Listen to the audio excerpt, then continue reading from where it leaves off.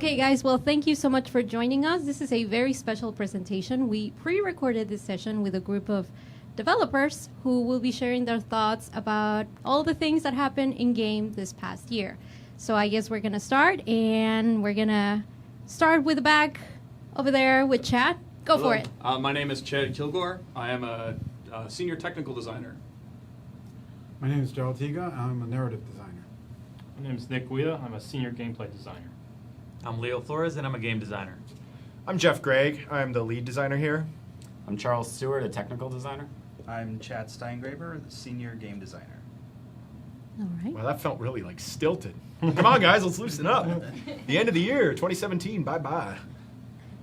Well, I guess we're going to start with in items that happen in chronological order. So let's start with update 3.5 in tank physics. What can you share? Bits, information, thoughts, Tank memories? physics. A lot more complicated than Yeah, there's some math involved, right? radios. Oh, radios. Start with the radios. You got to tell them what radios means. So every tank has, or every single tank has physics modules and shapes inside the tank to describe where an engine or your ammo rack is, or even where, you know, the driver or the gunner sits. But also in there are the radios. The problem is they have specific weights to them, Yeah. and we tried to remove those weights, and those are very important weights that we didn't realize because they're like tons. Not like, you know, oh, here's a glass. It's maybe half a pound, like 4 ounces, something like that.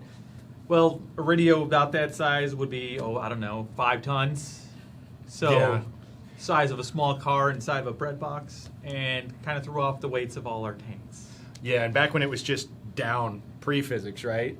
It actually did what we wanted it to do. It made the tanks perform like we wanted them to.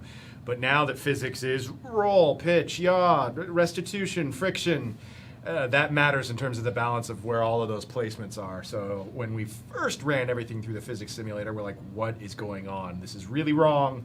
Then we figured out the radio weight matters, so we fixed that. Those radio weights, I mean, these things were heavy, but they weren't that heavy, right? No, they're in the tons. Oh my gosh. Yeah. Yeah, it's funny, like not all of us even know like some of the foibles for every piece. There's so many things going on, especially around that upgrade with the when the same time the physics happened, 3.5, according to the mysterious disembodied voice that's not on camera right now. Not everyone gets to see the madness behind every piece, but yeah, the radio weights, that was crazy. We also had the issue of all of a sudden now all the bushes collided with tanks. Oh, yeah, yeah, I you remember remember the that. tanks. So if we'd spawn in sideways or upside down, we're like, what is going on? It's like, well, now the when spawning in the tank collided with a bush that was near it and would flip it over. So Because you'd start to obviously match tank up. versus bush. Tank versus- well, it was worse than that, right? Like if it was a tree. And it was a tree. Yeah. So yeah, if you were near a tree and the tree had this giant, canopy, it would just like throw the tank around the level. So we had to go through every level and move every spawn point to make Just sure got it rid of wasn't, all the trees, right? make sure it wasn't Yeah, delete the colliding. trees. Delete all trees. Make sure it wasn't Beat 'em colliding with anyway. the bush and trees. Yeah. Yeah, that was So fun. That Yeah. was a good time. And when we say move, like if I heard move and I was watching, it was like, well, no wonder the balance of the maps, so on and so forth. We're not talking like here. It like sometimes it was like An inches. inch, yeah. And that's all it took to keep your tank from being flipped to the end of time when you spawned, which nobody wants. I kind of want, but we didn't do it. I think the way physics are right now, I think players are sort of enjoying them, and now they know that it's part of the game. But right at the beginning, they weren't really as welcoming as, having tanks flip. I mean, given you go to YouTube, you do see the occasional video of a tank flip, but in game, it didn't really seem that normal. What was your take on that, seeing that tanks were upside down, and did it Well, there's really a couple fit things in with game? that. It's just we had to rectify a couple issues because even then we had like still some map issues that we had to fix some rocks where we didn't flip up. But on the other hand, some of the early implements of physics was a little too extreme on some tanks, so we had to dial it back a little bit so it's in balance with everything else. And then the last part of that was just people getting used to it because they're like, hey, this is all brand new. I mean, people have been playing for years. All of a sudden they have this new thing to worry about and that they never really experienced. So they're, they go their normal routes to a level and then all of a sudden they flip. So it just takes time to learn it. Yeah, I think anytime something changes in the game that you're really familiar with, anytime that you feel the handling of your tank is even just slightest bit off if you're really familiar with that tank. It's going to feel different. It's going to take some getting used to. But I know that, Jeff and Leo, I think you guys did a great job of tuning the tanks to behave the right way. Now I with feel so singled out. Keep well, going. Well, with the physics, I think you... Tell us how we're awesome. Well, Jeff. You guys did tune the tanks to try. We tuned the tanks to try and make them feel a little bit closer to what you would expect or what you were more familiar with, while still respecting the new physics system. Our QA team did a great job of identifying exploits in the maps, where now the physics allowed you to climb a mountain. On top of that, we also did a bunch of custom work. Our gameplay engineering team did a bunch of custom work to make it so the tank, if it got flipped over on its back, it could actually right itself after a few seconds. I think on PC, at least at the time, if you got on your back, that was just it for you, which isn't super fun. And so we thought that was something we could improve upon. I think we succeeded. We were trying to make it so it was impossible to happen. Yeah. And that turned out to be impossible to implement because physics, it's not as clean as that. Yeah, it's hard when you do something that's physically based, realistically based. It's hard to say, well, okay, be realistic in every situation except for this one situation. In that case, fudge it. It's pretty hard to do that convincingly and without having a tank that spazzes out and flies across the map. Yeah, I remember you guys trying to tune the Lunar at the same time. And it was just Oh my gosh, comical. Like looking over your shoulder at your desk. It was just like, good luck. Yeah, we definitely had tanks that were more victims of the new physics system than others. The Lunar tank, which was low gravity, low friction, behaved really poorly. It would spin out. We were introducing the Mars April Fool's joke at the same time, I think. Yeah. What's interesting is you never dealt with the Lunar pre-physics from a development No. standpoint, right? Yeah. And then you got the honor of trying to make it work with the new physics. Like, what was that like? That was a lot of using the system in ways it was never intended. I think I did a lot of things like putting the center of mass like 50 feet below the Earth and things like that, so that it would always try and drag you down. Because especially with how rocky the Mars map is, like you hit a tiny little bump and it would just send you spinning. And with the lower gravity, if you stayed airborne, that just gave you more time to get slightly slanted. So when you did come on with even one track, it would just send you spinning out. So that's a lot of what we saw early on. And I don't think it ended up perfect by any means, but it's definitely a lot better than what it started as. Yeah, our first playtest, it was like 14 inverted tanks all going, well, Yeah. we got work to do. Yeah. Yeah, actually, I think I have a video of some of those early tests where the tank would just spin out on one track. Maybe if I can find it. Maybe Arlette can superimpose Just it in the back. cut or to something. it. We'll cut to it now. Yeah. Well, given the history of how we released Tech Trees and all early this year, we unveiled the check line. Can you give us some thoughts and feedback on maybe memories on how it started? Oh, the check line, back when it was young and our love was fresh. What are you laughing about? Just every time I hear these, like, I'm always a year or two down the road and like, oh, what about when is this coming out? I'm like, I don't know. I never know. I always know. And so it was like one of those things. I'm like, finally, I can give these tanks out, and people can stop asking me when they're coming, and I can say, oh, I don't know, soon. Yeah. But Soon. The it's a ever-present great soon. answer. Yeah. But no, it's another great tank line that we could have, and like just some of the great autoloaders like the T5051 and some of the other Skodas, like they're fun to play, and then just having more tanks that are really different from anything else, just running around the map was always exciting. And then that's it. Like right now, we're looking forward towards like Swedish tanks, and just just siege mode in general is just this new mechanic that no one's ever really used before, and it's just something exciting and new. So like back then when we finally got the check tanks, it's a great thing. That's funny because like right now when we're recording this, we're like siege mode. Let's see what happens on the console. But when this actually is available to the players, we should actually be like siege mode. Now that we've seen it for a couple months, Yeah. It's boring. let's try to predict the future. No, well, that's what pre-recorded does, right? Yeah. Do you have any check tanks, Daryl? No, actually, I don't. Why don't What? you have the check tanks? I'm going to put you on the spot. We'll fix that for The you. autoloader, man. I like the autoloader check tanks. It's Those are actually my interesting between because shots. historically they fill kind of an interesting place in sort of tank history, but I just haven't gotten around to going. Yeah, I know. You go for the history first, right? That's like That's your primary draw when you collect a line? The big problem is that my tendency is to go for the mass production tanks, which are kind of the iconic historical tanks, but they're not necessarily the best play tanks, which makes it a little frustrating sometimes because I spend a lot of time in the historical tanks, which can sometimes work to my benefit and sometimes work against me, but that's just my preference. Well, now that you mentioned that, what do you think of the paint job of the star? For the Swedish. The Swedish Yes. blue and yellow. Yeah, I mean, I think the flag tanks are always interesting because they sort of represent national pride, which is kind of cool. And I think the best part is that actually when you look at who's buying them, it's not necessarily people from those countries. I think that's also kind of a good and interesting thing too, because I think it's allowing people to kind of express their interest in other cultures, which I think is always a good thing. And historically also, these are all, especially the Swedish line, you know, this is a fascinating line of tanks. I think we're jumping ahead, but I mean, that's also in terms of like technically how those were designed and what their function is, especially if you think of Sweden sort of historically. I won't say history. But That's the thing. That's why you're the narrative designer. I guess that's why it's on narrative. Yeah. Right. People always need to realize that we always get like a lot of requests for these flag tanks. Like a lot of people are like, oh, I don't like the look of them or something else. But like, there's still always a lot of people who still want those. Like it's a surprising many. Like for me, I kind of lean towards more historical tanks, like you know, like Snakebite or the Boilermaker, where it's more inspired by what it would look like back in the day.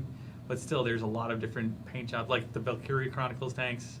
Completely, not really either one, but it's new genre, and they look amazing. So I mean, if we can bring more cool-looking tanks that are unique and just draw attention, I think that's great. I like to think of the flag tanks as kind of like parade tanks. Yeah. Like they're the ones that you drive down through the main street of town and like look how awesome our tanks are. And then I just imagine that something went wrong and somebody got rushed to the battle. Do you always With like take the your giant flag- float balloon still. You know. Yeah, still got like a some character that's probably Yeah, right. falling April Fools. behind. Yeah. That'd be totally. You know what? We kind of glossed over one of the reasons I like the Czech line is I'm kind of an engineer whore, and there's less tanks to get. It is the easiest Yeah. one. So, well, I don't know. That's debatable. Is it China, Japan, or Czech? Check. All right. Yeah, the Czech Japan is- was close, but then with the heavies. There's- Oh, the There's heavies. a certain satisfaction to being like, I could right now research this whole line. Well, with grinding, it's Yeah. not. I guess I could cheat, but like, and that's in my development environment. But like, you see that green ticker going up, and you're like, yeah. Yeah. So, I think aside from the early tiers, the Czech line is just easier to play. I mean, because medium tanks in general just feel is that your jam? well. They generally feel more accessible, I guess, because like they're a little bit good at everything. You're not gonna like. You're not going to get in a Japanese heavy and spend 20 minutes driving to the other base and never see anybody. You know, it's like Is that your experience with Japanese heavies? pretty much. Like, Yeah. Where's the battle? See, I felt more like they were a little more difficult at the lower tiers, but as soon as you got to like 7 or 8, that's Yeah. when they started Yeah. really getting Yeah, the good. high low tier tiers Czech are tough. tanks. The low tiers are tough, but once you get into the mid and upper tiers, they're really fun. You also feel special because it's rare. Like, Yeah. like there are people that are really, really rabid about the Czech tanks, but it's just because of their time of when they were introduced into our game, and just the bulk of people playing a lot of the Soviet and a lot of German and a lot of USA. There's just not only less tanks in the line, there's less people that have those higher tier tanks, because you always have that drop off anyway. Like the higher you go, the more and more unique and cool you are, because you earn that, you ground to it, and it's not as many people have those 9s and 10s. So when you see like really high tier Czech tanks, at least it gets my attention. Like, Well, yeah, oh, you remember when we did the analytics on those, and like we're like, oh man, these crazy numbers, and then we're like looking at it like, it's very few people playing tons and tons of battles in their Czech tanks. Absolutely. What Leo's talking about is we looked at the analysis, we actually thought we had a balance problem, but then when we looked at how few people were playing them, and then we looked at their general stats across, and I'm not going to name you out, you guys are awesome, you know who you are, you have high tier Czech tanks. I was like, no, this is a really good player, and it's just because there's less people playing it, Yeah, these they're good skewing players are skewing the the whole data. thing. So like that's why like you can't just look at a single number on analysis and be like, problem. You have to, why is this number different? Maybe it's a problem, maybe it's not. I don't know. Yeah. That's actually a really good example of that. Yeah, I'd be interested to see how new players approach the tech trees compared to like Czech versus Soviet or German, right? Like I could see as a new player, I might look at the bigger tech trees and think, oh, going down this will gain me more because it opens up more routes. But I could also see the Czech line being a lot more accessible. Like, oh, It's you're a very com- straightforward. This to this to this, and I'm good. You know. Yeah, if you're a completionist, that engineer Yeah, again, yeah, like it's exactly. whoop. Yeah. Yeah, I Yeah. totally could buy that. And then there's a bunch more stuff to get. That's Yeah. pretty cool. Moving on to other new content, is it always a goal to release a new console specific or console exclusive map in every update? Console exclusive map in every update. Not every update. This year we've released the most amount of exclusive maps since the start of the Yeah. game. And we've made them faster and more frequent. Like I think we really got down a cadence of development that, Yeah. that we can just kind of tear through them really fast. Because, I mean, for all the maps that we've released, the custom ones are a map that I designed, maybe a couple of weeks, maybe a month. We play tested a few times, make some changes, and then it goes to the artist, who spends about 2 months. So only one artist works on that one map for 2 months, and then it's pretty much done. So Yeah. that's a pretty quick, I think, turnaround time. I feel like it was earlier this year or maybe late last year.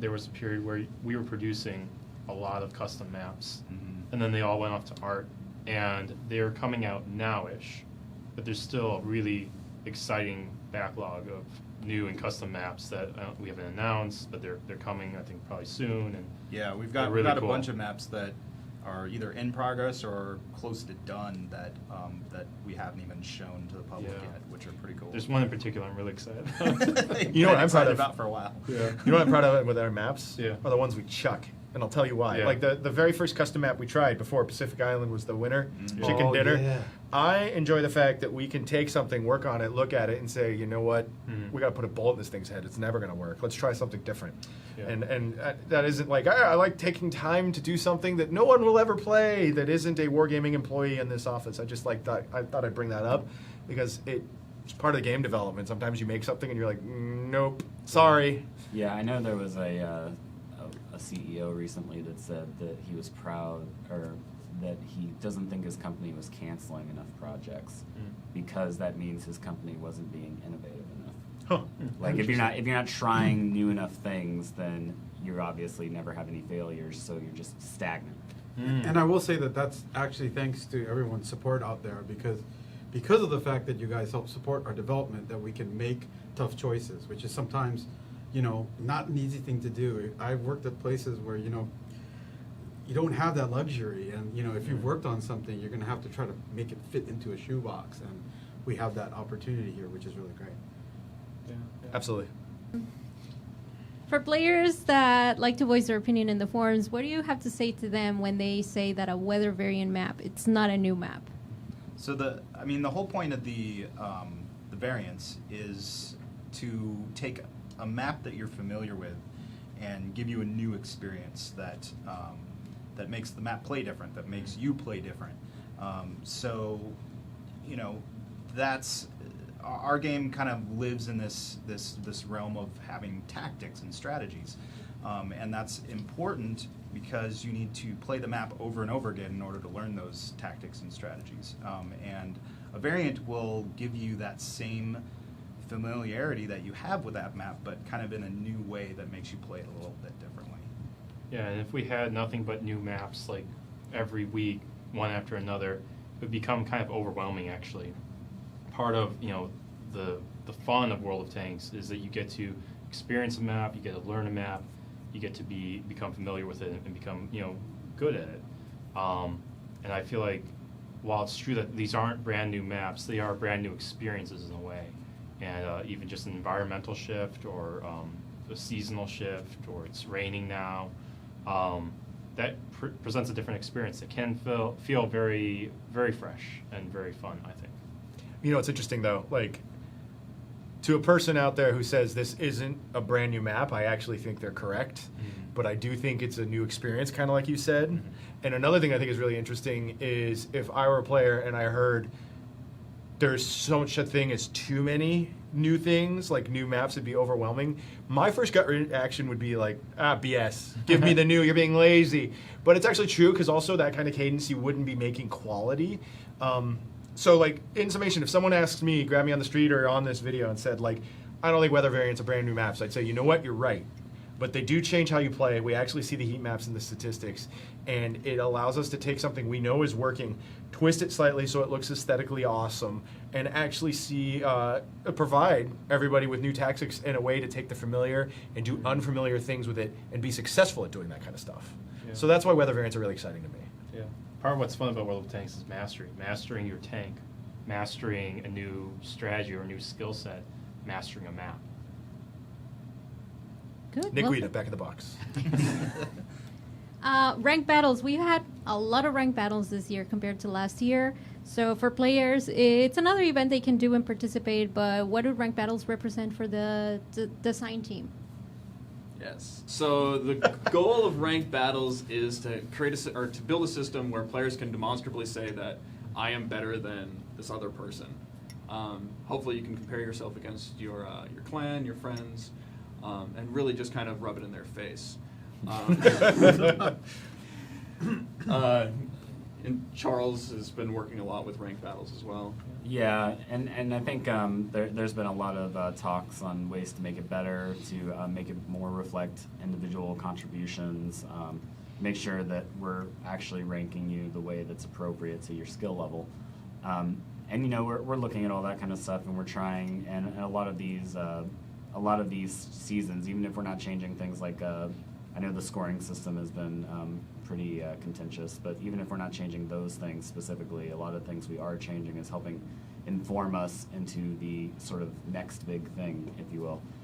Which I think once we get all that stuff nailed down, people are going to feel a lot more agency in how they're ranking up and how they're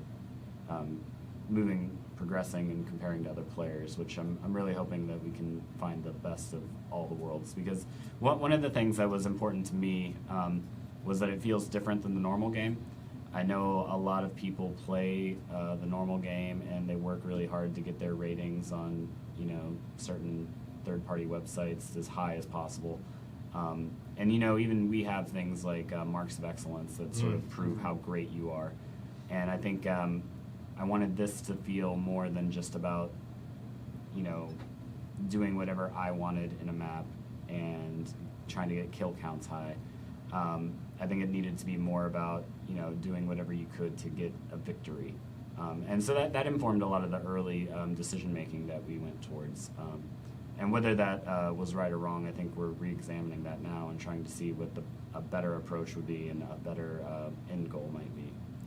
World of Tanks is a team game. I mean, it is. So finding a way for you personally, you Chad, you Charles, you Leo, to climb the ranks and still support that team infrastructure that the game has has been a learning process, honestly. And if I could identify any feature in this year that has changed the most from first season or first iteration to now, like ranked battles is on the top of the list for me, because we've learned a lot of stuff, and I think we've made it simpler and more refined and easier to understand, and that's been through a lot of really good feedback from the player base as well. I remember our first pre-season, I don't even remember if it was the live one. Oh my god, I've never seen a controller thrown farther across the room, and like, So mad. we're not throwing controllers anymore. You know, there's improvements to be made when the developers are like yelling at the screen. Well, I think Leo just maybe wasn't quite as good as he thought. Whoa! I think my stats would say otherwise. Oh! Stats war. One of the things that's really nice about ranked battles is that it has informed tournaments, and I think tournaments has been met relatively successful. Yeah, tournaments have been a huge thing for us, and I think we're hoping it gets even bigger. You know, we even have like supporting features now, like replays and things that are. No. No, that was a yeah. I was about to say I thought we had those. I thought that was a don't talk about this on camera. Yeah, like, wait a minute, that's live. There's people playing it right now. Just don't talk about it. Moving on to the other cool Moving thing that on. happened this Yeah. year, Tanks on Mars. Tanks on Mars. I think we already addressed that, assuming the camera worked correctly. But yeah, we didn't talk about the other cool feature aside from physics, which was teleporting. Teleporting, which was all you, Charles. Yeah, teleporting was awesome. Charles was literally watching every battle on the server Yeah. and manually typing in Python executables a new XYZ when you ran into one of those green columns. That's not It true. was really tricky, but really I just used like the same 6 and kept copy pasting. Yeah. But no, I mean, that was a cool mechanic that I think you kind of thought up and implemented, and it added a lot to Yeah, the and it also went through a ton of iteration too. Yeah. I mean, originally I think we had you like actually teleporting on top of the saucer. Yeah, It was we fun did. to That was teleport, fun, yeah. but you could just hang out up there. Yeah, and then you could snipe just hang people. out on top of the It was saucer. fun if you made it up there. Yeah, it was If fun you for one weren't person. yeah, everyone else kind of hated that. And if you were going full speed, you'd hit the teleporter and then you just like launch off the saucer and then it'd be in like the slow fall. That I miss. Yeah. Yeah. But it's funny, the Mars map that we ended up using, I think, was actually something that you were sitting on for quite a while, Chad. I built that a couple of years ago. When we and did, then- It's we old. first When we finished did Lunar, the- and you immediately made immediately made Mars, Mars. and then we just never used We just it. couldn't get our ass to Mars. waiting to use it. Well, I mean, so- this goes Just back- like NASA. Yeah, it goes back to the map discussion earlier. It takes a lot of iteration to make a map great, right? I thought you were going to say it takes a village. I was about to No, say. it never takes a village. Well, we Alright. also introduced pickups for the first time in the Mars. Is that true? No, we had Or was it in pickups. holiday mode? Yeah, Holiday. pickups in Yeah. Oh, holiday. it was in Holiday. That's Those little right. Okay. presents. That's But that's I do true. think it What got, game you working on? I I do forgot think- about I Holiday. do think that pickups got more refined with Mars. mode, yeah. I personally, I loved the graphic that we used, like Pickups was little actually blue Mark 1. Just Or yeah, that's true. We did have flamethrower pickups, Oh, snap. Burn. but I love the blue orb, and Yeah. I thought the health regen was a lot key more. to victory, really. Yeah, really great, and combined with the teleporters, made a great sort of like cat and mouse. Because I think original Lunar ended up, at least I wasn't fully here for it, but when I played it at home and the YouTube videos I've seen and everything, when the tanks would come together, they would just like sort of do this sort of circle of death Yeah. until Or- everybody was dead. And I think Mars mode had a lot more of, oh no, I'm low on health, I got to get away, and Yeah. the canyon in the map helped facilitate that quite a bit. Like you try and hide, and then just try and get to that teleporter, and then maybe try and take a jump to get a power up or something like that. So I think it had more variety than Lunar, and physics aside, I think it was really successful. Cool. And then we had the follow up 4th of July Mars invades Earth Yeah. special event. Oh, the where- Proving Grounds map. yeah, where you Tier fought 9 or die. fought the Lunars. Yeah. Yeah. I'm kind of noticing that. I mean, given you guys play with tanks and maps, but holiday events sort of give you an outlet to get a little bit more creative and step away from the seriousness of tanks. Is that something like everyone's experience? Because clearly you've all come from different game studios prior to working for Wargaming. Clearly. Yeah, I mean, I think Halloween is kind of our biggest playground because it's where we kind of all of our ideas kind of coalesce. It's like, what would happen if Lunar fought this tank? Well, let's just take that game mechanic and Yeah, I'd almost describe it almost like holiday modes can sometimes turn into almost like a game jam sort of Yeah. environment. to Absolutely. Where we try and come up with our best ideas, we try and see how quickly we can get them implemented, because it's not like we have all year to work on another Halloween mode or anything. No. Yeah.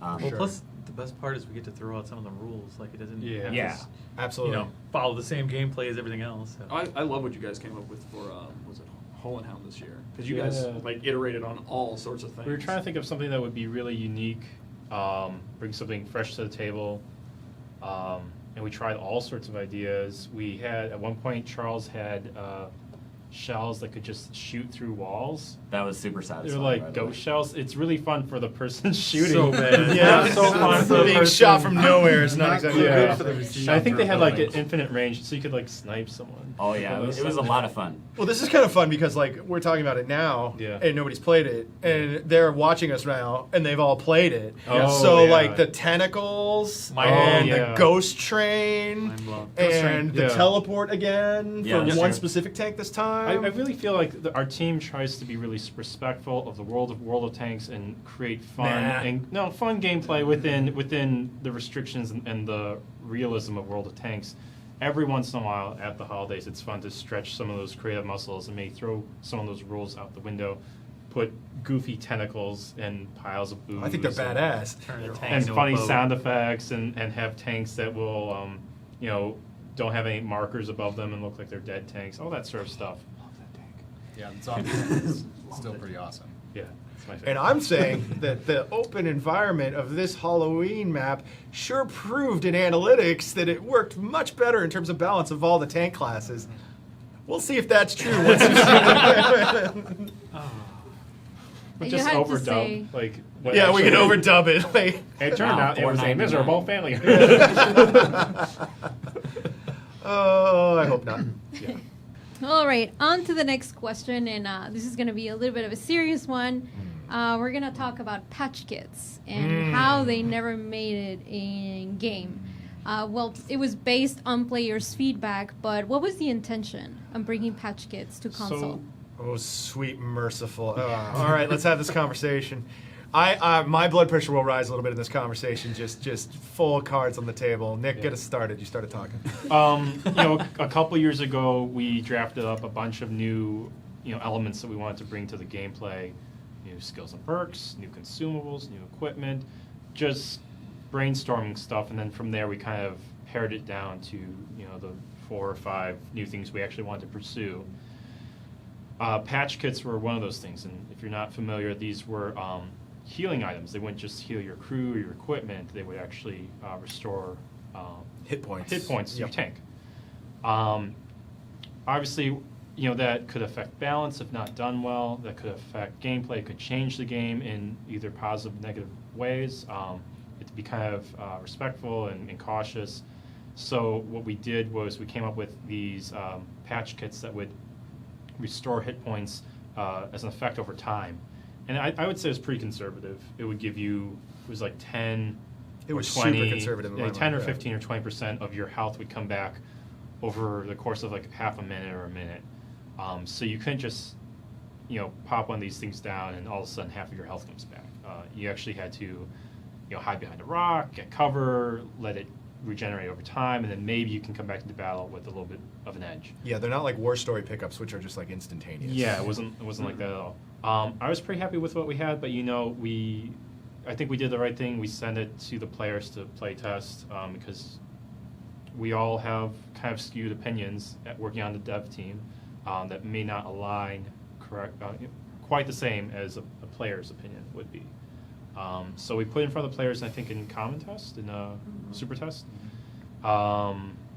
And Jeff, you have an opinion on this one. Oh, no. I'll let you be the bad guy. Well, it turns out we didn't do it. It never made it into retail. One of the things we intended to do was, I think it was Friday through Sunday. It was a short amount. If that's not the exact amount of time, Yeah. I apologize. But we were It's like going a to weekend. give people a very controlled supply of these kits.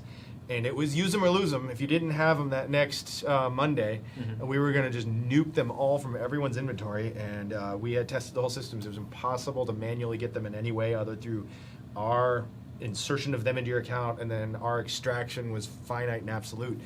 And then we were going to look at that set of data, cross compared over weekends of anything else, either the same tank balance, different tank balance, similar battles, similar game types, and actually see was there any problem? Did this actually create more hit points of damage to be done, resulting in more earned XP and silver because there was more damage to do to the enemy?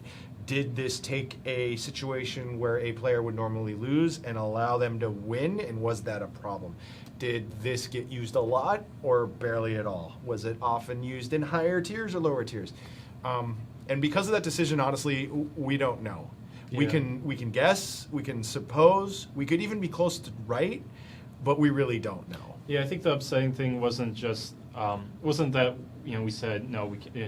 The player feedback was no, don't do this, and so we shied away from it. I think, as you were saying, is we had a more thorough test planned, and we don't know the answer to those questions. We don't know if they would have been good or bad. Maybe they would have been bad, but we don't know. So that's a shame. Yeah. But on the other hand, just to put my big boy pants on, a decision was made. In hindsight, I agree with it. If there was a problem and it was that big, like I remember some clans were like, "I'm boycotting the game." Like people were taking this super gosh darn. I'm really watching my swearing. I'm known for swearing on these, and I'm really trying to avoid bleeps. They were being deadly serious, and there is also a balance on letting a vocal minority control where your game goes versus knowing that you're getting feedback that this is not healthy for the game, you shouldn't be doing it, and a decision was made, and I still stand by it. But what I do wish, and I don't know if I will ever get now, is knowing objectively through analytics, because I love math, I love numbers, I love stats, what it would have done. I don't think I'll ever know that now. Yeah, because even not related to the patch kits whatsoever, information we would have gathered from that time period could have helped inform other things. Like you said, we have other consumables that maybe it would have helped us inform about that, or whether we could do similar tests on those consumables. So yeah, it is sad to lose out on information anytime there's the opportunity to gather it. Yep. Patch kits. Yay. Jeez, I hope they're just like going to have like, a bunch of ire, like people being like, "Whoa, you guys shouldn't have spoken up. No, the devs can't do." Well, no, I mean, we gotta, like, part of the reason I'm being really honest with you guys, I think I started this patch kit scenario with and then I'm slowly simmering down, and you're right, there was the whole dynamic. There was the thing that I have always honestly and still believe love about working on Wargaming and World of Tanks, of that dynamic with the players, that rapport, that feedback. And sometimes you're going to see it get me emotional of, I wanted this data, and a decision was made. I stand by it. We listen to the community. And I will still be fussy, and that's okay. I will get past it. Yeah. Thanks for your feedback. It's healthy to listen to Yeah, the I mean, players. it's just honest. It's what happened. Yeah. Okay, so another big thing that we unveiled this year was crew customization. So who ended up working directly on that feature? I think it was me. You think it was you? Somebody did it. It was a long fugue state. Well, I didn't do it all by myself, but I had help. Oh, I worked on it too. Yeah. But it's been a long time coming, so it's. Sometimes we have features that we Wait, shoot. we did that? Yeah. No, I'm kidding. Sometimes we have features that we shoot out the door pretty quick after we make it, relatively speaking. Other times we have features that kind of are a slow burn, and this is one of the slowest burns, I would say. I think I got you beat with replays. Oh, yeah, replays. Facebook. Oh, posting. Post yeah, to I Facebook. have both those. What the hell? Yeah, Leo's the king. Yeah, but yeah, crew customization. It's just a cool new way to make you feel more attached to your crew, make you feel like you have ownership over this crew, that they are a character that you are familiar with and you love because you named them something goofy. And it opens up cool opportunities for us to introduce new and interesting crew portraits. A lot of the crew customization systems ended up feeding into kind of the cool portraits that we have for the War Story crews. I think it's just one of those helper features that is fun for the player, but also opens up some new doorways for us on the dev team. And potentially it could get newer players to be more focused on their crew. Yeah. Which is like one of the underutilized features, I think, for new players is knowing about like crew transfer and making sure you train up all those skills. And it was a lot of fun because then we could do the custom VOs for the Valkyria Chronicles. Yeah, that was really cool too. And we finally got female crews, which were long asked for. Yeah, that was probably that's almost as making a long happy as crew customization in general. We also wanted to do, I think it was the same feature document, was like, let's do crew customization so we can do female crews. Yeah. Yep. Yeah. And a Star was born. Yeah. And following with crew customizations, another awesome unveil this year was War Stories. So What are war stories? Daryl, what are war stories? I don't know. I think there's stories about war. That makes sense. That doesn't sound right. No. For me, it was really exciting because for me, adding a narrative aspect to World of Tanks was very, very exciting. I mean, I've always loved World of Tanks because it covers history. You know, I will say that our IP or our intellectual property is World War II and the era after World War II, and that's a lot of story, and there's a lot of characters, and there's a lot of interesting things that are going on during that time period. She's telling me to tell you to look at the camera. I Oh. think the audience will really Sorry. enjoy seeing that Sorry, on camera as well. So, and I think the thing about War Stories is that it gave us a chance to engage all of that, And on top of that, it also gave us a little bit of flexibility because we decided that being purely historical, it wasn't necessarily a mandate. And I think there's a reason why I should probably caveat that off the bat, because a lot of people say, well, why wasn't it purely historical? And, you know, there probably will be historical war stories too, but the reason why alternative history is really interesting is that it opens up some flexibility. And I'll be really honest, when you think about historical battles, most commanders don't want a fair fight. So when you're trying to design scenarios around actual historical battles, typically you're not talking about really engaging in interesting battles. They're often, you know, from the start, stacked to be one-sided. So alternative history kind of opens all of that up, and it's really cool because it allows you to ask that question, what if? And if you're a big history buff, actually sometimes it requires you to understand and know history a little bit better in some cases, because what you're trying to do is look at those critical decision points and say, well, what happens if something veered left instead of right? And so that's what was the cool thing about war stories. And I think, you know, that's why I think we saw a lot of interest in the concept of it, and then in the stories that we were telling. These are things that are, I think, not new if you're a war gamer, not from the company sense, but if you play war games, right? That's one of the big themes when you play a war game is that, like, I'm going to play the general during this time period, and I'm going to make different assumptions than the actual historical general did. And I get to see how that plays out.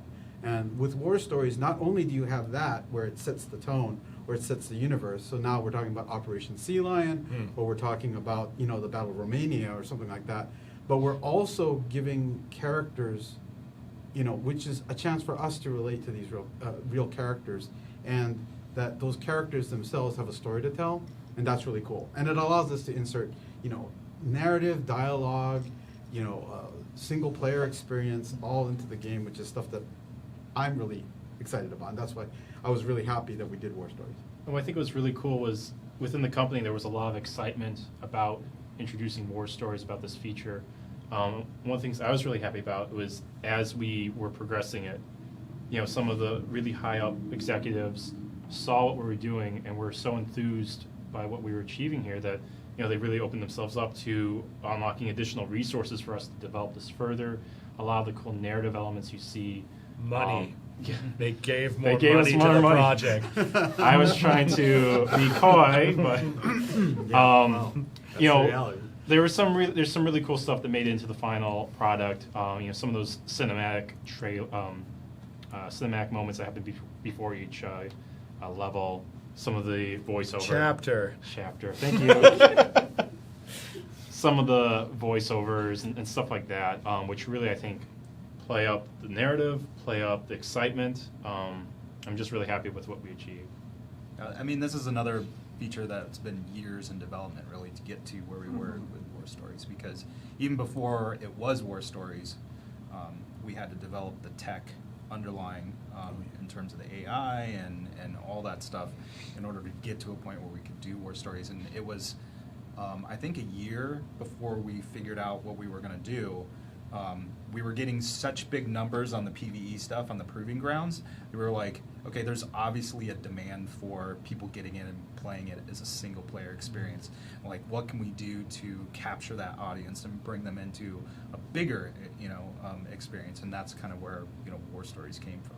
Yeah, and I don't think the work that went into the AI can be underestimated or underpraised at all, because, like, even our co-op PvE mode that we released ahead of War Stories, like the jump between Proving Grounds standard battle and co-op PvE standard battle is huge. Like, the AI made leaps and bounds of improvements, and it's still getting better. Like, we're still working on it to this day, and it'll only get better moving forward. Yeah, and the big difference is that the Proving Grounds was essentially very hand-scripted, hard-coded experiences. You play it, it's the same experience over and over again, whereas co-op was really the foundation of what War Stories would become, and that's where we really built what we call, like, our systemic AI that is dynamic and can make choices on the fly and change its mind based on how you're playing the game. The neat thing about AI, though, just to keep it real, is it's funny because when AI fails, it fails catastrophically. Like, I remember in development, might even happen in retail. I mean, let's be honest, everybody watching's probably had this happen. Like sometimes you'll get an AI pushing you around that's a friend, or you'll see an AI that has a clear shot on you that's not shooting. Like all of those things, I love finding those things and iterating on those things. But the risk and part of what's awesome about AI is it's all the warts. Like I say, when it fails catastrophically. Yeah. So the reason I'm bringing that up is like it's the development of putting AI into World of Tanks, because World of Tanks, honestly, playing a tank right is not, scoot around till you see an enemy and then put shells in its face till its life bar is gone. Like, I guess at a super high abstract it is, but like in terms of armor angling and positioning and concealment versus cover and where are they? What class are they? What class am I? How damaged am I? How many people are left on my team? What are my goals? Like, there are so many things going on that's not just go for a headshot then seek cover, that it's a really complex process. And the team has done a great job and will continue to do a great job on making AI awesome. But I also want to acknowledge that the road has not been as smooth as maybe any of us would have liked. There have been some bumps, and we just smooth those out as soon as we find them. Anecdotally, before we tuned the AI perfectly, before we made the AI better, before we had launched War Stories, I was playtesting a map, and I had an AI that pushed me to enemy fire, then raced me to a pickup, spun me out, stole the pickup from me, because at the time AI could pick up pickups, Pick 'em up, yeah. and then I think pushed me to fire again. So either that was like really bad AI or maybe really good Well, AI. yeah, see, the problem is we started development of the AI trying to make it as close to a player as possible. Close to And the we worst went, Yeah, we player went you too could far. Selfish. We went too far. We Yeah. put in the selfish subroutine. Yeah, it just went a little too far, so we had to dial it back some. And now the AFK. Now they AFK. Yeah. Occasionally. Now they're just farming experience. It's really weird. I saw an AI at like tier 9. I'm like, what? Well, and still, in one of the biggest ongoing challenges that I don't know if we'll ever completely overcome is World of Tanks is literally supposed to be a 15-on-15 person fight. That's Yep. what it is. So the moment you say, okay, you're a single player person and we want you to fight Call of Duty style, 30 tanks. Well, number one, not every tank in the game can even possibly do that. Some don't even hold shells. Some don't even hold that much ammo. So, and some tanks just aren't built to be defensive, to take shots and all that stuff. So I'm an SPG player. I know that very well. so the immediate problem you find is how do you make this a fun experience where you feel like you can get through the whole thing and complete it, and it was on that edge of I just barely made it versus that was too easy, I just wiped everybody out. So it's one of those challenges that I don't think will ever go away, but it's part of the development process of building these is just weeks and weeks of iterating and playing different configurations with the AI and different tiers and just all kinds of stuff like that. You know where it feels like a really different game to me? War Stories, challenge mode, cooperative. Yep. Then you can get the artillery and the light or whatever you need, and then you're operating on the challenge mode objectives and the story objective.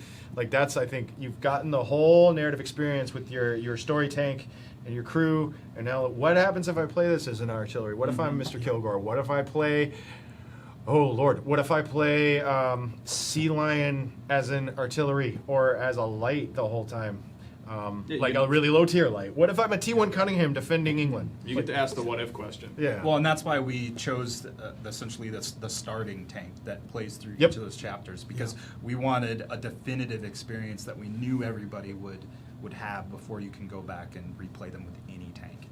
Yeah, I think that's a big difference, is that the story tank, I think when people think of single player mode, they're really just thinking of story mode. And then for us, we also have a challenge mode where you can now bring in any tank. And so that changes it. So even though we have the same map and the same setup, that we have to build a system that's generalizable enough that it's not just tuned to a single class or even a single tank. Right? And so that changes it. I'm pretty sure Brothers in Armor 1 is the most arty friendly. I would imagine.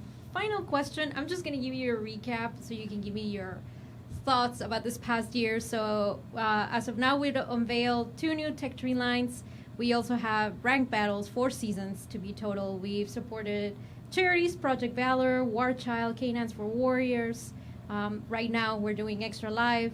We've also done holiday events, although they were not published, patch kits. Then we have tournaments, crew customization, replay system, war stories, and then every update you guys have new tanks and new maps. How do we do it? Yeah, how do you guys do it? It is exhausting just saying, and I'm pretty sure I'm missing a lot of content, but That's you the know, question. How do we do it? Yeah, how do you do Huh. it, and what is expected for next Gracefully. year? Because this year has been, I truly believe it's one of the most productive for a design aspect, and Huh. also providing new Well, thank features you. for players. So, where do you see this game in the next year? In this episode of Wargaming compliments itself. Wow. Yeah. Oh, I don't know if I want to start. You started. Compliment yourself. Wait, what was the question? How do you do it? It wasn't like, how are you so awesome? It's also like where do you Where you see think the it'll Yeah, be here? yeah. I think that we're really happy with how players have received war stories. We're hoping to do, well, I mean, there's going to be more war stories. There's probably a new war story coming out right around the time of this video, maybe, I don't know. And there's going to be more war stories in the future. We want to introduce even more war story-like features, and what I mean by that is big, meaningful features that maybe changes the way you play or encourages you to play in new ways. We're going to really hope to introduce some really cool stuff that we have planned in 2018. There's going to be new maps, new tanks, as always. 2017 was definitely a feature-rich year, and we hope that you enjoyed it. Leo? Leo. Yes. How do you do it, Leo? It's a lot of balancing. Lots and lots of balancing. With of spreadsheets. just- You Oh, change not numbers. spreadsheets. And or numbers. And I want you to say you play the game a lot. I do play the game Because a lot. I've seen people on the forum say like, "Oh, the tank balance guy should play the game." I'm like, he plays the game all the time. Like a little too much, really. But Oh. it's a lot of just coming up with like creating new tanks, fixing bugs, fixing the old tanks, Look at the camera, Leo. setting up the version updates for the next big push for new content.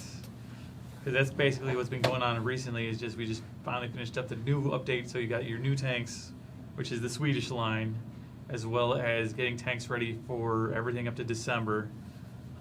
Planning what you're getting in 2018, creating new premium tanks. It's just lots and lots of work, and just trying to manage everything to make sure it gets through at the right time, so other people aren't blocked and that they can get working, and then make sure we can bring the best, coolest content we can. Leo has the unhappy job of making sure every time we have a bunch of new server features, you have to go through 300, 400, 500 plus tanks and make sure that they're all Thousands of files, using those features properly. thousands and thousands of files. Yeah. Last I counted, I thought it was 635 or something like that. Yeah, I don't it's remember something. exactly. Yeah. Oh, with all the, yeah, sure. And that's on top of making sure everything works right now. So it's fun. So how we do it is with Jira tickets. Are you going to literally describe our Our development? task tracking software. I use Internet Explorer. You do? No, I don't think it do exists that. anymore, does it? Yes, Um, it does. Oh. No, they have Edge. Oh, it's called Edge. Yeah, now, Edge. that's right. Rebranded. So what? We just do it. I mean, this is what we do. It's our job. It's what we enjoy doing. It's what we love doing. And so how we do it is hopefully with a smile on our face and all of our hair still attached to our head as we try to pull it out. But as for what I want to see in 2018, I really want to see dynamic quests come back. We push them out. And I say dynamic quests, but really things that allow you to personalize your experience, that the game is kind of reacting to you, and it allows you to have that experience that is uniquely yours. And I think War Stories is kind of a little bit of a gateway in that as well. So I can have a unique experience, and for me personally, I'm a terrible player, so like my stats are the exact opposite of Leo's. So when I get in multiplayer game, I always feel bad. Like, oh, I'm sorry, I'm ruining You throw up everybody's a experience. sorry radio command. Sorry. Sorry. Before the game starts. So War Stories, I can go have my personalized Immobilized. experience without ruining anybody else's. And then I also want to look at features that really focus on community and bringing everybody together. So really focusing on like esports and tournaments and even ranked battles a little bit as well. So I think the design team is really like sort of the gatekeepers and the guys who kind of put all these ideas into sort of a describable form. But, you know, really it's a lot of people who are working on this project, right? You Yeah, not only sure. just have the designers here, you have the rest of our studio, which is, 130, 140 people. And then on top of that, you have the global organization that supports our product, which includes all the people who run the servers, keeps all the servers running, keeps all the accounting, providing us funding so that we can do these things. And so I think that that's one of the great things, is that we're part of a very large team. We get to share ideas with other studios, even like when Warships implements something, or when World of Tanks PC does something, we get to work with them as well. Even Blitz, yeah. Yeah, and Blitz, and even our regional marketing teams, sometimes they'll give us feedback or things like that. And I think that's kind of how we can do it. I mean, definitely this team is the lead, the sort of the tip of the spear for all of that. But I think we're part of a bigger organization, which also makes it possible. Charles? Oh, I thought you were going to talk about what you wanted to see. Oh, what do I want to see? Oh, yeah. Well, for me, the ability to actually get stories into World of Tanks is really exciting. Already, we're talking about the fact that, once you start doing the Cuban Missile Crisis, what else is there? But man, history, there's a lot of stuff in there. It's just a question of, we have to... So much history. So much history, man. Imagine that. No, but there... What if Romans had tanks? Yeah, I mean, don't get me started with that one. Don't even get me started with that one. But, I think that the interesting thing is that we have so many decision points in history, and then, we look at the World War II time period, but we can also look at even the interwar period, so a little bit before, and then also a little bit after, into the Cold War period. There's a lot of exciting things to sort of harvest there, and based on people's feedback on war stories, that'll determine the directions that we take from there. Yeah. I'm not really sure what to say about process. I know that I'm part of it, and Things happen. things happen. Yeah. Things happen. Computers are involved. Clicking, Keyboard and a mouse. keyboard clicks. I make game. Yeah, but no, I think things go really fast, faster than even we realize. Like I can't even. A lot of the things we talked about, like 3.5, happened feels like 6 years ago, not a year ago, or even less than a year ago now. So I feel like things just happen really quickly, and it's all about trying to stay on top of the problems of today while working on the problems of tomorrow. And I think that works pretty well. It worked really well this year. Hoping it'll work great for 2018.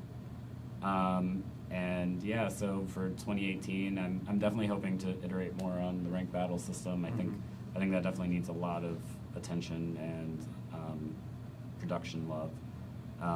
And I'd love to see war stories continue to evolve. And I think for me personally, I'd like to see it get deeper and even more engaging than it is now. And I think we definitely have great ideas to take it that direction and to make it, one of the premier features of the title, which I think helps us stand out against other titles that are, competing with us. So I'm looking forward to 2018. I think it's going to be a great year.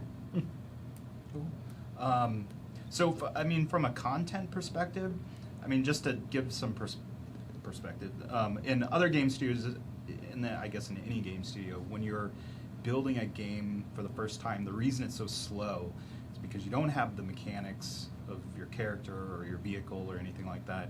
You don't have maybe art assets that are ready to be used. So it takes a lot of time to sort of build all that up into something that's playable that you can then examine and look at and figure out how you want to change it to make it better.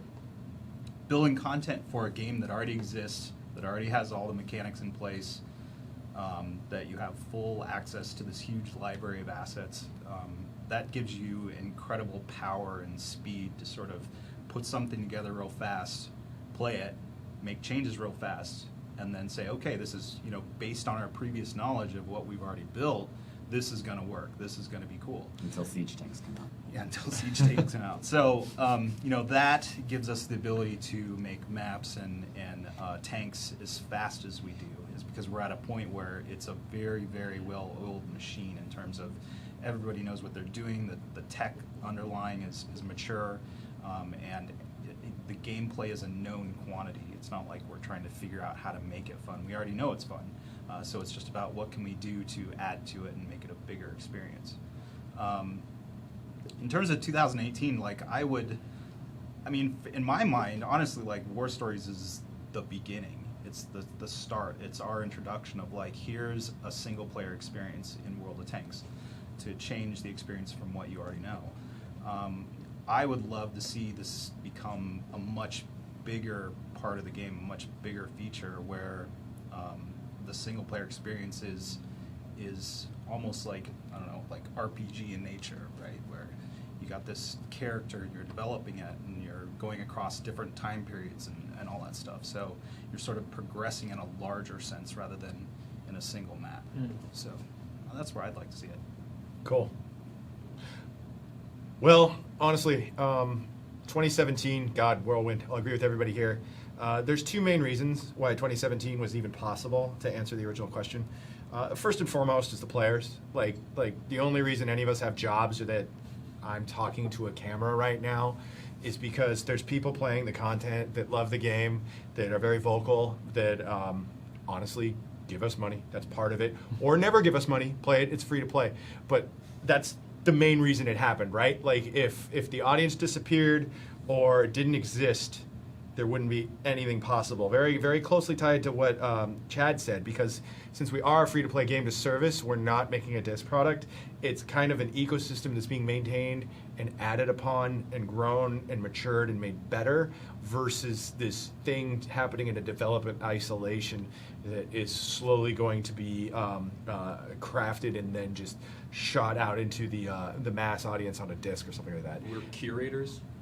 Absolutely. I think that's a great word for it. We're curators. So that's a big part of it. The other part of it is, and someone touched on this, is Daryl, I believe, is the team. I don't know if people out there know what a lead designer does, and I'm actually making it more of a goal, as much as this might make you laugh, to do less in the game in terms of actually typing stuff and code and systems and scripting, because the team is amazing at what they do, and I have the pleasure and the responsibility of looking at all the features that you guys are asking for out there, you guys and gals, everything the team thinks we need, everything that the business people are demanding of us or saying that this is important, and figuring out the right balance of all of that stuff and getting it in at the highest quality, or like I alluded to before with a specific map, saying this just isn't good enough, delay it or get rid of it. And that all comes from the team at large, not just this group of 7 of us. Math is hard. That's another reason why I don't do any math in the game. So there you go. That's how 2017 happened. And in terms of 2018, I too am really excited about War Stories, but I'm also very, very conscious that the root, the core, the reason a lot of people, honestly the majority of the people still play World of Tanks, is that 29 other human beings and them shooting the bejesus out of each other and trying to be on the winning team, trying to get those medals of honor, trying to climb that tech tree so that they can be in tier 8, 9 matchmakers. If there's any way to take all of the awesomeness of World of Tanks and bring everybody into one awesome sauce, either through the way we develop it, it's a gestalt we put in or whatever, I would love to explore those ideas for 2018. I think another thing I want to do is I want to learn a lesson from 2017. For those who don't know, and I don't know if I've talked about this except internally, War Stories was a monolithic design that we tore apart for time and creative decisions. Some of the stuff never even got made. And some of the other stuff was starting to get made when we already knew it was kind of garbage. So then we're just wasting time that we could be doing other good stuff on the game on. I want to take those lessons and really, really polish our development process, so we're always working on the smart things. We're not going to beat ourselves up if there is a mistake or something we should walk away from, but I think there's a lot of good lessons learned, and I think we can even be faster and bring even better content more frequently next year. That's what I'm hoping. What that is, I kind of know I'm not going to talk about because it's going to be exciting and it might get cut. But I think That's the I mean, real let's answer. just be honest. It might. It might, yeah. But the core tenets that I talked about in terms of 2017 of whoever's watching this, especially if you're watching this, because you're like a subset of the people playing the game. God, we hope to keep you happy and listen to you. And then even if I get butthurt about patch kits, keep listening to that kind of stuff and like reacting and making the right decisions and being human beings and making a fun game. That's what I want 2018 to be. So thanks for watching this. And we're not committing to any of our own desires here. These are all like Yeah, you didn't just look at the roadmap. It's just kind of our wants. I made my own roadmap. What do you guys? You looked at Leo's roadmap. Leo's working on a separate game. If they only knew. All right, thank you so much for your time, guys. And for everyone watching, make sure that you hop in the forums and send me your questions if you have something to ask these lovely gentlemen. Thank you so much for your time, and we'll see you soon. thanks for playing. Later.